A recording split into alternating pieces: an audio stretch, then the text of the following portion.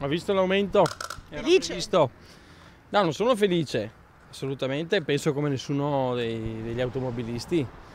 Era previsto, però costa sempre di più e tutto il resto rimane fermo. Certo che l'ho visto, l'abbiamo notato tutti. Il carburante è tornato a salire, non è stata infatti prorogata la misura del governo che prevedeva un taglio delle accise, un taglio che era stato ben accolto anche dai gestori delle pompe di benzina che ora si dicono preoccupati da questi rialzi. Speravamo che fosse una diminuzione strutturale, però così non è stato.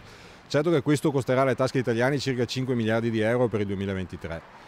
E sappiamo che sono costi abbastanza importanti. Questo andrà a incidere anche sul tasso di inflazione che aumenterà del 0,4 all'incirca, queste sono le previsioni che abbiamo fatto, quindi un aumento che in questi periodi veramente sono difficili da sostenere. Molti i consumatori padovani che non sono riusciti a fare benzina l'ultimo giorno dell'anno. No, non sono venuta il 31 dicembre, anche se mi sono accorta che c'era la colonna, la fila lunga.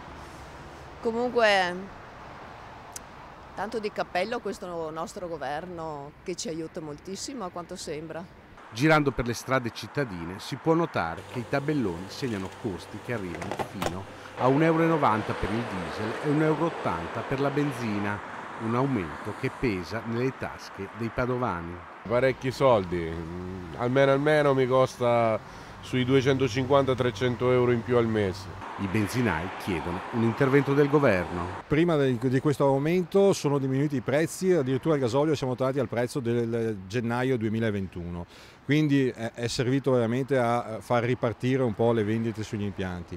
Noi ci aspettiamo adesso dal governo che ci sia un tavolo di concertazione per sicuramente trovare dei sistemi nuovi per la nostra rete distributiva, quindi un ammodernamento e anche una ristrutturazione della rete stessa. Resta l'amarezza degli automobilisti. Questo Stato non lo riconosco più, perché non sta certo facendo l'interesse dei cittadini italiani. È uno scandalo, è tutta la propaganda a Meloni sulle accise. Puff, e pagheremo.